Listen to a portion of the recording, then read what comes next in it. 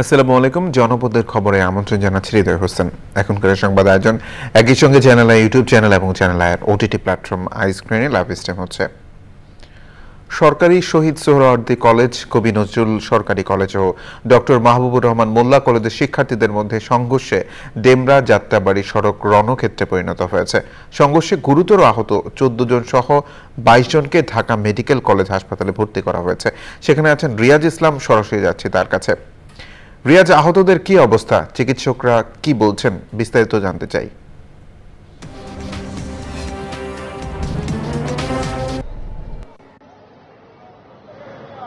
হৃদয়, দুপুরে যে doctor Mahbubur Rahman college এবং শহীদ সোহরাওয়ার্দী কলেজ এবং সেই সাথে কবি নজরুল কলেজ সংঘর্ষ ঘটেছিল, সেই ত্রিমুখী সংঘর্ষে কিন্তু বেশ কয়েকজন শিক্ষার্থী যারা এই ঢাকা মেডিকেল কলেজ হাসপাতালে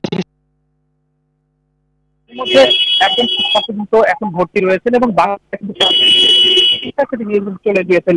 আমরা চিকিৎসকদের সাথে কথা বলেছিলাম, তারা জানিয়েছে যে তাদের আসলে মূলত মাথায় আঘাত রয়েছে এবং সেই সাথে শারীরিকভাবে অনেক জায়গায় কিন্তু আঘাত রয়েছে, যেটি আসলে বিভিন্ন ধরনের ধারালো জিনিসপত্র এবং লাঠি ছোটার মাধ্যমে কিন্তু এটি আসলে হয়েছে বলে চিকিৎসকরা জানিয়েছেন। সেই সাথে এই এলাকায় বিজিবি মোতায়েন করা রয়েছে। তবে আমি আজকে বিষয়ে জানিয়ে রাখি যে শিক্ষার্থীরা আহত হয়েছেন তাদের মধ্যে কিন্তু বেশিরভাগ শিক্ষার্থীগুলি কবি নজরুল কলেজের।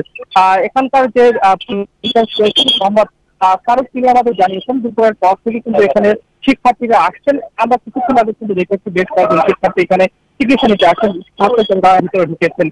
সব মিলে বলতে গেলে কিছুক্ষণ পর করে আসলে চিকিৎসকরা আসছেন এবং তাদের কিন্তু চিকিৎসা দেওয়া হচ্ছে। তবে এখন পর্যন্ত আসলে গুরুতর কোনো আহত শিক্ষার্থীদের আমরা এখানে দেখতে পাইনি। হৃদয়। রিয়াজ, ধন্যবাদ। প্রিয় দর্শক, রিয়াজ ইসলাম আমাদের সঙ্গে যুক্ত হয়েছিলেন। উদ্বোধনের অপেক্ষায় রেলওয়ের মেগা প্রকল্প যমুনা রেল সেতু। 4.8 কিলোমিটার দীর্ঘ রেল সেতুর পুরোটাই এখন যমুনার বুকে দৃশ্যমান। এখন চলছে নদীর দুপারে সংযোগ রেলপথ ও অত্যাধুনিক প্ল্যাটফর্ম নির্মাণের কাজ। সবকিছু ঠিক থাকলে জানুয়ারিতে দেশের দীর্ঘতম রেল সেতুটি উদ্বোধন হবে বলে জানিয়েছেন প্রকল্প পরিচালক। সিরাজগঞ্জ থেকে ফেরদৌস রবিনের পাঠানো তথ্য ভিডিও চিত্রে সুদীপ্ত মাহমুদের রিপোর্ট। যমুনার বুকে রেল সেতুর মূল অবকাঠামোর কাজ প্রায় শেষ। দেশি বিদেশি প্রকৌশলী এবং কর্মীদের অক্লান্ত পরিশ্রমে মোট 50টি পিয়ার আর 49টি স্প্যান সহ অন্য সব কাজ ইতোমধ্যেই হয়েছে। যমুনা সেতুর 300 মিটার উজানে দেশের দীর্ঘতম ডুয়েল গেজ ডাবল ট্র্যাকের এই রেল সেতু ভিয়েতনাম ও মিয়ানমার থেকে আনা বিশেষভাবে তৈরি মরিচারোধী বড় বড় স্টিলের কাঠামো দিয়ে তৈরি করা হয়েছে স্প্যানগুলো। আমরা এখানে অ্যালাইনমেন্টের কাজ করতেছি, গেট চেক করতেছি। টোটালি আমাদের এখানে এখন কাজ শেষের দিকে। পেন্টিং টাচ আপের কাজ আছে, অল্প কয়েকদিনের মধ্যেই শেষ হয়ে যাবে। সেই সাথে আমাদের যে রেল ট্র্যাকের বুঝে দেওয়ার জন্য যে চেকিংটা, সেইটার কাজ চলছে। রেল সেতুটি চালু হলে উত্তরাঞ্চলের রেল যোগাযোগের ক্ষেত্রে নব দিগন্তের সূচনার পাশাপাশি ব্যবসা বাণিজ্যেও পরিবর্তন আসবে বলে জানান ব্যবসায়ী নেতারা। বাস ট্রাকে সবকিছু বহন করা সম্ভব হয় না। ব্যাপক মালামাল যখন বহন করে ব্যবসায়ীদের ব্যবসার স্বার্থে, তখন আসলে কন্টেইনার করে রেল সেতুতে যদি রেলে করে নিয়ে যাওয়া যায় তাহলে খুব দ্রুত পৌঁছানো সম্ভব হয়। প্রকল্প পরিচালক জানিয়েছেন সব কাজ শেষ করে উদ্বোধনের জন্য প্রস্তুতি নেওয়া হচ্ছে। ডিসেম্বরের শেষ নাগাদ লেগে যাবে। এরপরই আসলে আমরা ট্রেন চলাচল এই সেতুতে উদ্বোধনের জন্য উদ্বোধন করার স্কোপ চলে আসবে এবং আমরা এই ব্যাপারে সরকারি প্রক্রিয়ায় যেভাবে প্রক্রিয়া করা যায় সেটা আমরা করছি। সংশ্লিষ্টরা জানিয়েছেন 2025 সালের জানুয়ারিতে ডুয়েল গেজ ডাবল ট্র্যাকের এই রেল সেতুর ওপর দিয়ে 100 থেকে 120 কিলোমিটার বেগে প্রতিদিন অন্তত 88টি ট্রেন চলাচল করতে পারবে। Sudipta Mahmud, channel I. চট্টগ্রাম শহরের পরিষ্কার পরিচ্ছন্নতার পাশাপাশি নগরবাসীকে মশার উপদ্রব থেকে রক্ষা করতে বিকেল 4টা থেকে শহরে একযোগে মশা মারার ওষুধ স্প্রে করার নির্দেশ দিয়েছেন city mayor doctor Shahadat Hossain. মহানগরীর জামাল খান এলাকায় বিশেষ পরিষ্কার পরিচ্ছন্নতা অভিযান উদ্বোধন শেষে তিনি জানিয়েছেন এইসব কার্যক্রম ঠিকভাবে হচ্ছে কিনা তা দেখতে যে কোনো সময় নিজেই অভিযানে নামবেন। সে সময় সিটি কর্পোরেশনের প্রধান পরিচ্ছন্ন কর্মকর্তা ও ওয়ার্ড বিএনপির নেতারা ছিলেন। আগামী 2 মাস হয়তোবা ডেঙ্গু মশার প্রাদুর্ভাব কমলেও কিউলেক্স মশার প্রাদুর্ভাব বেড়ে যাবে। এই কিউলেক্স মশার স্প্রে যাতে নিয়মিত হয়, নগরবাসী যাতে মশার উপদ্রব থেকে রক্ষা পায়, সবাইকে বিকেল 4টা থেকে মশার স্প্রে সব জায়গায় করতে হবে। যদি মশার স্প্রে করা না হয়, আমি বলছি চাকরি অনেকের নাও থাকতে পারে। এবারে প্রতিনিধিদের পাঠানো তথ্য ও ভিডিও চিত্র নিয়ে আলমুকসিদের রিপোর্ট। বরিশালের উজিরপুরে সাতলায় আওয়ামী লীগ নেতাকর্মী ও সাবেক এক ওসির বিরুদ্ধে অবসরপ্রাপ্ত সেনা সদস্যের পরিবারের উপর হামলা, মারধর ও লুটপাটের অভিযোগ উঠেছে। এই ঘটনায় সুষ্ঠু তদন্ত ও বিচার চেয়ে সংবাদ সম্মেলন করেছে ভুক্তভোগী অবসরপ্রাপ্ত সেনা সদস্য মিজানুর রহমান। বাগেরহাটের মোড়লগঞ্জ উপজেলায় বিএনপি অফিসের কার্যক্রম শুরু হয়েছে। উদ্বোধন করেন বিএনপির নেতা কাজী খায়রুজ্জামান শিপন। শহীদ বুদ্ধিজীবী দিবস পালন ও মহান বিজয় দিবস উদযাপন উপলক্ষে চাঁপাইনবাবগঞ্জে প্রস্তুতি সভা হয়েছে। সভাপতিত্ব করেন জেলা প্রশাসক মোহাম্মদ আব্দুস সামাদ। কক্সবাজারের চকরিয়া পৌর শ্রমিক দলের সম্মেলন ও কাউন্সিল হয়েছে। উদ্বোধন করেন জেলা শ্রমিক দলের সভাপতি রফিকুল ইসলাম। প্রধান অতিথি ছিলেন চকরিয়া পৌরসভার সাবেক মেয়র নুরুল ইসলাম হায়দার। কুড়িগ্রামের উলিপুরে 4টি ইউনিয়ন নিয়ে মণ্ডলহাট নামে একটি নতুন উপজেলা গঠনের দাবিতে মানববন্ধন করেছে 4 ইউনিয়নের শিক্ষার্থী ও বাসিন্দারা। ট্রাফিক ব্যবস্থা নিয়ন্ত্রণ, উন্নয়ন ও সচেতনতা বাড়াতে ময়মনসিংহে ট্রাফিক সপ্তাহ পালিত হয়েছে। উদ্বোধন করেন বিভাগীয় কমিশনার মুক্তার আহমেদ। এ সময় উপস্থিত ছিলেন ডিআইজি ডক্টর আশরাফুর রহমান।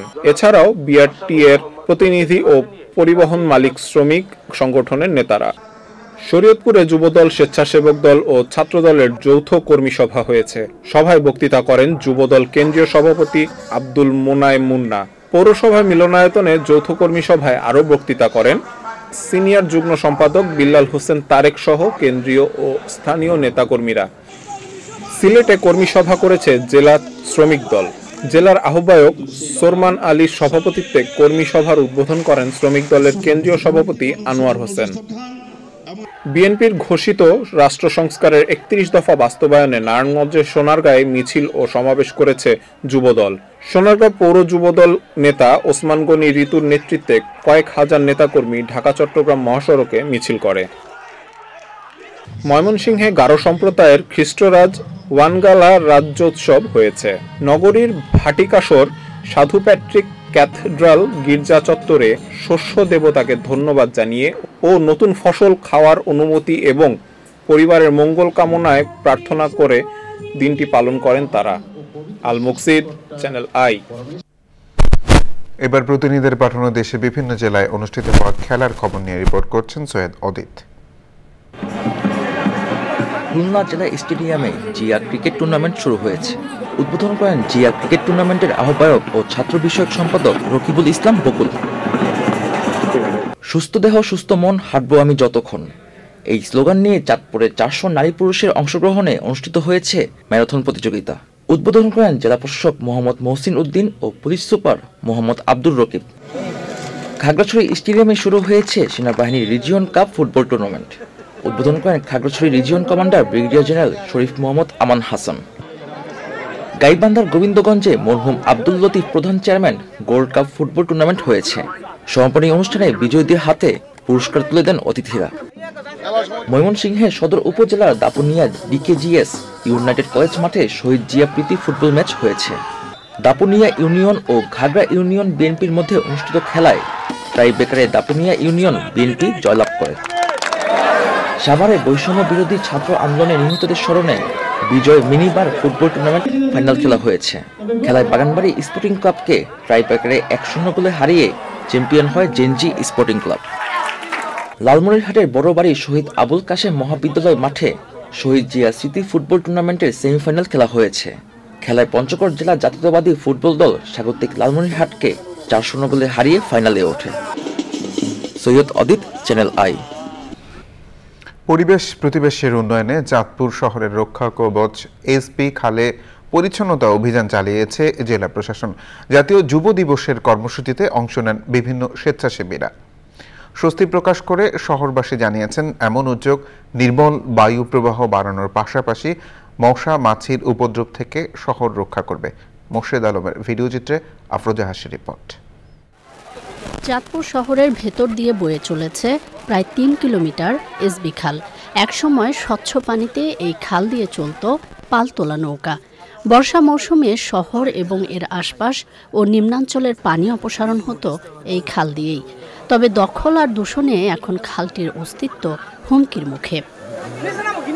খালে পানি প্রবাহ ফেরাতে উদ্যোগ নিয়েছে জেলা প্রশাসন। চাঁদপুরের শিক্ষিত বা সুশীল সমাজের ছাত্ররা যারা আছে, আমরা সবাই মিলে এই সংগঠনটা ক্রিয়েট করেছি। এর মূল লক্ষ্য হচ্ছে আমাদের চাঁদপুর সরকার পরিষ্কার পরিচ্ছন্ন রাখা।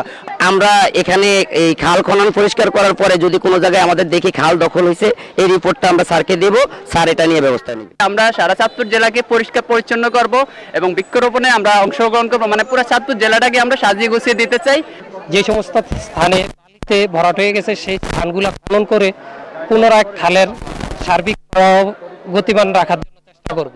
এখন পরিষ্কার করছে, তাদের কোনো সমস্যা হলে আমরা তাদেরকে ফার্স্ট এডার দিব, আমরা তাদেরকে প্রাথমিক চিকিৎসা দিব। প্রাথমিক চিকিৎসা দেওয়ার জন্য আজকে আমরা আসছি। প্রশাসন জানিয়েছে, পরিবেশ ও জীববৈচিত্র্য রক্ষায় চাঁদপুরের সব খালে পরিচ্ছন্নতা অভিযান চালানো হবে। এই খালটা এখান থেকে শুরু করে আমাদের মেঘনা ডাকাতিয়া নদীতে যেখানে খালটা গিয়ে মানে পতিত হয়েছে, নেমেছে, সেই পর্যন্তই আমরা পরিষ্কার পরিচ্ছন্নতা করব। খালটাতে যে অংশটা আসলে অবৈধ দখল হয়েছে সেটা হয়তো আমরা স্কেচ ম্যাপ করব এবং প্রয়োজনীয়তা নিরিখে সেটাও আমরা মানে উচ্ছেদ করব। আমাদের পরিকল্পনা আছে পুরো খালটিকেই, অর্থাৎ সেটি যে ডাকাতিয়া নদীতে গিয়ে পড়েছে, ওই পতিত হওয়ার পূর্ব পর্যন্ত যত ময়লা আছে সেটি আমরা এই 15 দিনে চেষ্টা করব সকলকে সাথে নিয়ে পরিষ্কার করার। কর্মসূচিতে স্বেচ্ছাসেবী সংগঠন BD clean, red crescent society, Nabajagaran golden foundation, পৌরসভার পরিচ্ছন্ন কর্মী এবং বৈষম্য বিরোধী ছাত্র আন্দোলনে অংশগ্রহণকারীরাও যোগ দেন। আফরোজা হাসি, প্রকৃতি ও জীবন ডেস্ক, চ্যানেল আই। জনপদের খবর আজকের মতো এই পর্যন্তই। পরবর্তী কৃষি সংবাদ দেখার আমন্ত্রণ জানিয়ে শেষ করছি। ধন্যবাদ সবাইকে।